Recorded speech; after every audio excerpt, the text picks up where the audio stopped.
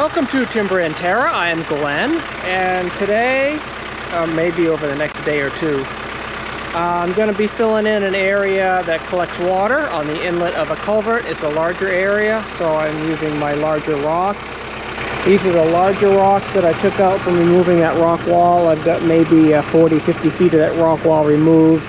Maybe about a third of the total from this road where the tractor is to my property line, sort of just beyond those aspen and quaking aspen. Some of these rocks, like this one, are going to be too big, but certainly these, you know, say 12 to 18-inch rocks will be fine. So that's what I'm going to load up a couple in the bucket, then fill my trailer and go over to where they will be placed.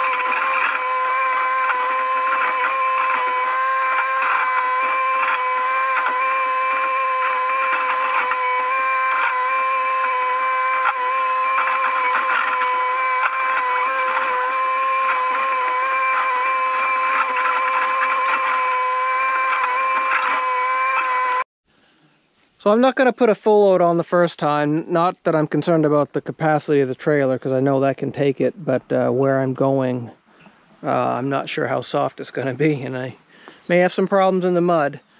It's actually going quicker than I thought, meaning I don't have as many rocks here as I thought, so I'll probably be able to waste all these rocks in the area that I'm looking at, and then sort of fill in the gaps with slightly smaller rocks, you know, like those size. So this is the area that I'm going to waste these rocks, but it actually is a good use because this area is really wet. It drains a good portion of the field here as well as back into the woods. A lot of that water runoff, surface runoff, comes this way and goes in that 18-inch culvert. So you can see I put a fair amount of rocks in here. This initially was just cut off right here. I recently dug this in one of the more recent videos. Because it was just wet, there was no way I was gonna be able to mow across it easily without getting mired. So doing this, I'm hoping that the sides, like you can see here, some of the mud that I put up there is dried out. So I'm just going to continue this sort of collection area with larger rocks back around this big rock, which is going nowhere. So the depth here is, it varies, it's up to my knee, so maybe 18 inches. Might be up to 2 feet in some areas. You know, up to here maybe. Yeah, I would say that's 2 feet. So my plan is I'm going to line this with some remnants of old road fabric that I have. That really just sort of holds it in place. It's not going to prevent weeds from growing. It does minimize them, and if they do grow, oftentimes they're very shallow rooted, trying to root in the fabric itself, and they can easily be pulled up. But what I'd like to be able to do is have this sort of level from one mowable side to the other, I'll start with the big rocks, but fill in with smaller rocks. So say with my 20 horsepower tractor, with a flail mower or some sort of a finish mower, I'd be able to just drive across. Not mow the rocks, but just be able to go easily from one side to the other and keep on mowing.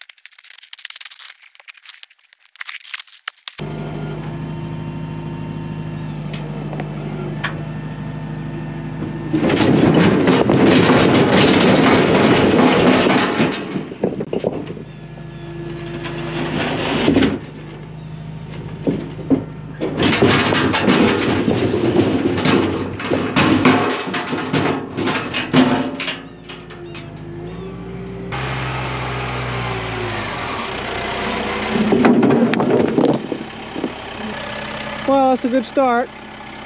That's 2 loads. I'm guessing 4 would fill it up, maybe 5, because I do have this little area over here. I'm not sure I have that much left. In fact, I don't, without digging more out, but we'll finish it up tomorrow. So it is the next morning. I've taken all the sort of the smaller, medium-sized rocks that I had here. These, what are left, are just simply too big for even that large area that I'm filling now. So I'm back to actually sort of digging out the original stone wall there. A bit more precarious because this is pretty soft and muddy. I've only got a handful of rocks in here now.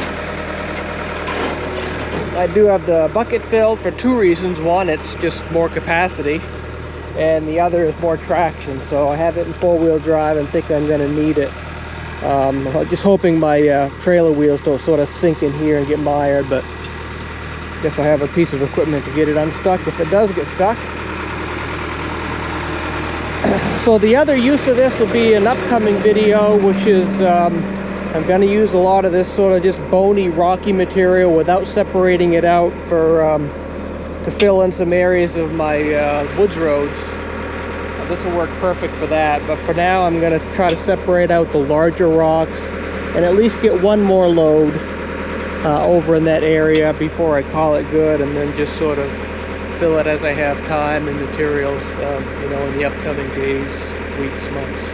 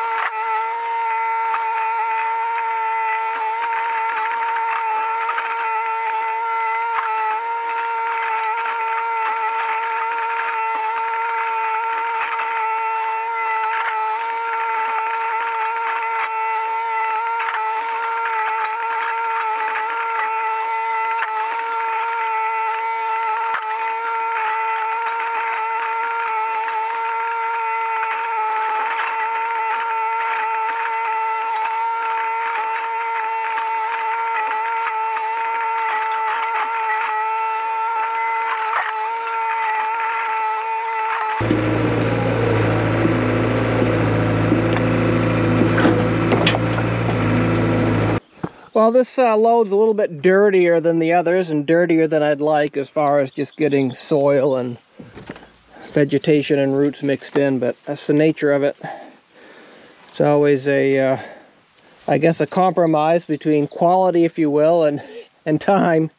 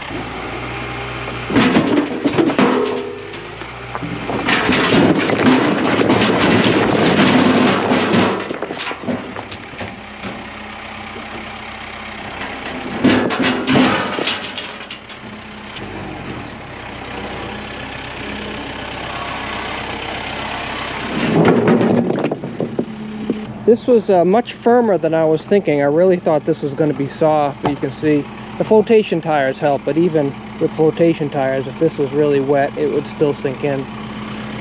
So I guess I could have loaded the trailer a bit heavier, but I had been doing it over there, which actually is softer than here. I was thinking this might cause more of a problem, so I didn't load the trailer as much as I could have. So I'm thinking 1, maybe 1.5 more loads, depending on how quickly I can extract it from the rock wall. I will finish this area up. I have just a little bit of area to cover with fabric. I stole some there to cover in over there by the rock, but I don't think I have enough there to fill in this, so I brought another scrap that I have, a remnant.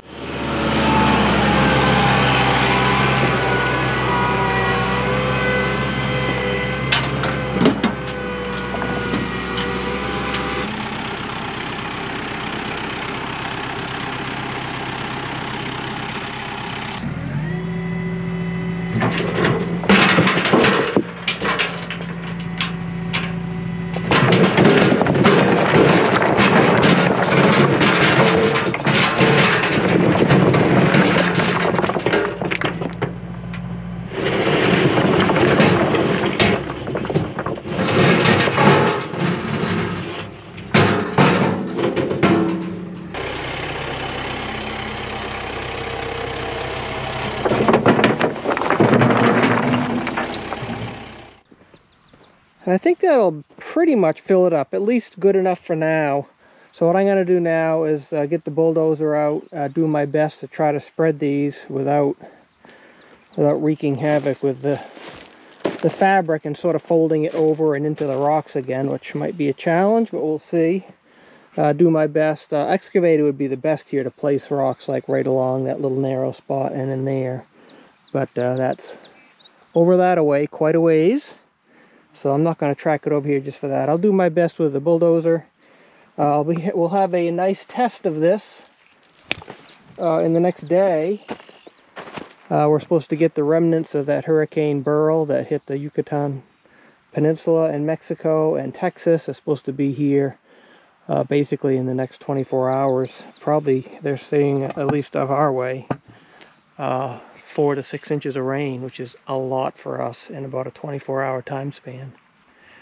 So that will likely cause some flooding, some washout. I get to test this. My other culverts, the last video we did was make that rock ditch there near the road. It'll be a good test of that. I'll try to get some videos of the water in action. But in the meantime, let's spread this out and see what that looks like.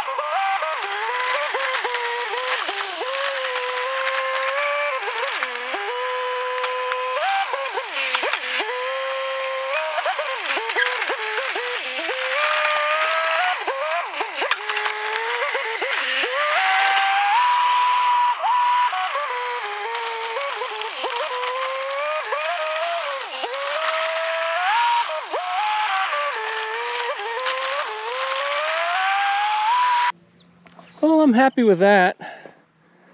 Basically, most of the area is filled up with the big rocks. I don't know, I may just put some big rocks in the front end loader and just put them in there. And then over here around the corner. Or I just make it sort of the medium-sized rocks, because I want to sort of fill this in then with slightly smaller rocks. And then maybe another lift, if you will, of even smaller rocks, so I can drive across it and still have a lot of open gaps for the water to flow underneath the rocks. So right now it is a bit lower in the center than either side, and I still can bring the sides up a bit, because I do want the rocks, even when it's finished, to be just a little bit lower than the surface of the ground or the mobile field, so that if we do have, you know, this hurricane type weather, remnant hurricane type weather, and the water flows over the rocks, it'll not wash out the grass. So I think that will do it for these sort of smaller sized rocks. They're mostly 8 to 12 inches. The big ones that I had put there, probably 12 to maybe 2 feet, so 12 to 24 inches, something like, maybe some up to 3 feet, like a longer, skinnier one in one direction. I did set aside some of these medium-sized ones that are difficult to handle by hand, but I'd like a couple more of these right around that big rock, so I'm going to come back with just the tractor and load up the bucket. I do have a plan for the rest of this stuff, the rocky stuff, until I get down to, say, the native soil, the native clay. Then I'll stop. I'll take away this brush and then fill this in with topsoil and sort of smooth it out and have sort of the, back to the original, maybe 150 years ago, lay of the land between that section and this section. So all these rocks were hand-picked. Sort of like a hand-cut steak. I think hand-picked rocks are higher quality. And if you want to be a professional rock picker, you need gloves like these. These are, I mean, not necessarily the brand, but these are like, you know, cut-resistant gloves. So they're sort of fabric gloves on the back side, and they have sort of a rubber coating on the palm.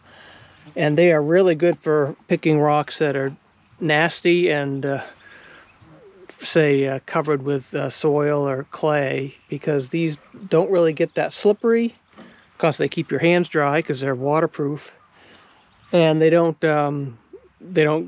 collect the material. I tried at first when I was doing this using leather gloves, and those are horrible. They get sticky, they get sloppy, soggy, but these really are the cat's meow for us professional rock pickers. All right, so let's dump this last load from the trailer and then make a couple more loads of the bucket. I noticed while I was doing an errand, one of I think the bucket sort of went like that. Slow leakage over time, so I'll see if I can pick that up. Maybe I'll just sort of hand put it back in there best I can. Bring these over, probably 1 or 2 more of these bucket loads next to that big rock, and then spread these smaller ones over top of it to make it relatively flat and smooth.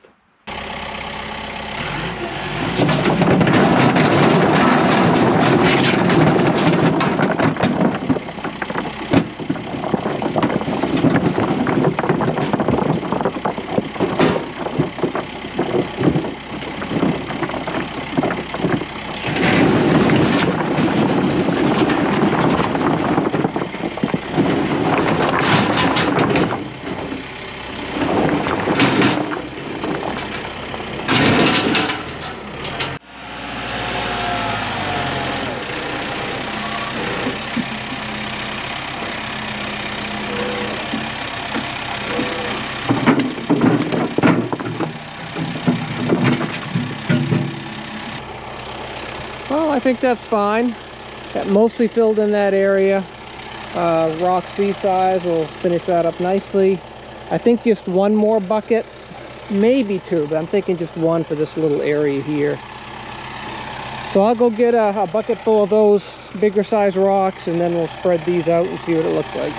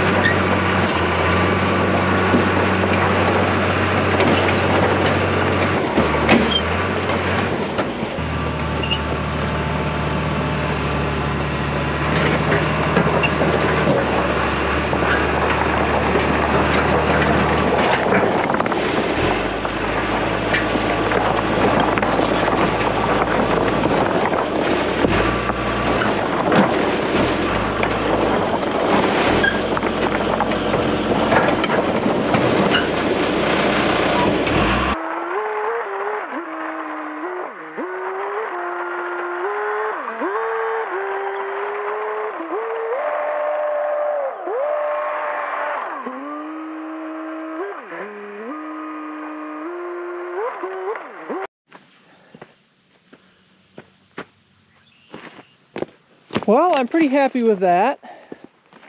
So there'll be a little bit of handwork.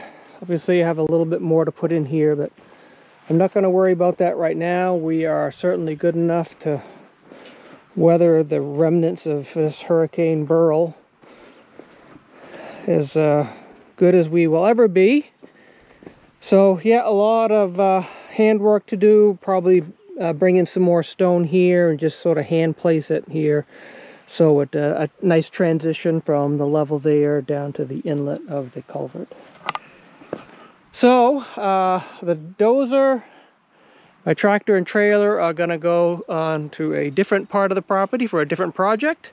That will be the next video. Hope you stay tuned to see what that's all about. Thanks for watching this one. I appreciate it.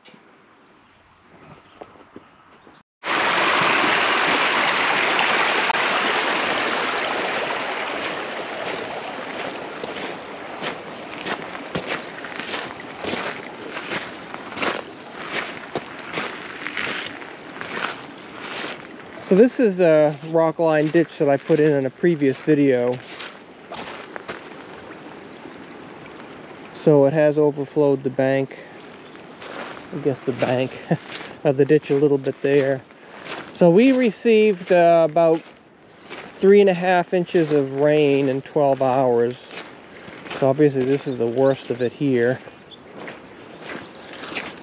So it looks like I have some more ditch work to do, because right here where this rock line ditch starts is where it sort of breached the road and decided to go over that way. So this is the big area that we just finished.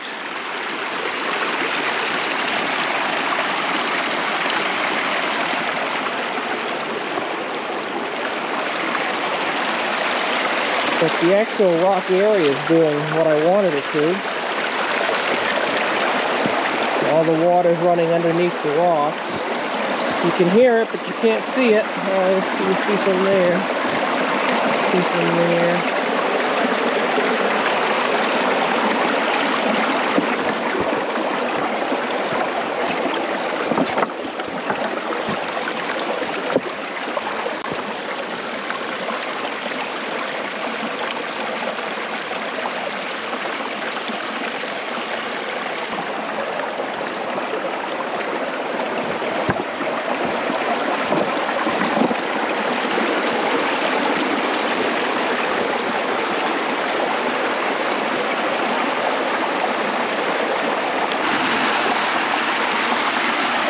It's nice to see that this hasn't washed out at all, so the rocks on the outlet are doing their job. Just draining off into the swamp.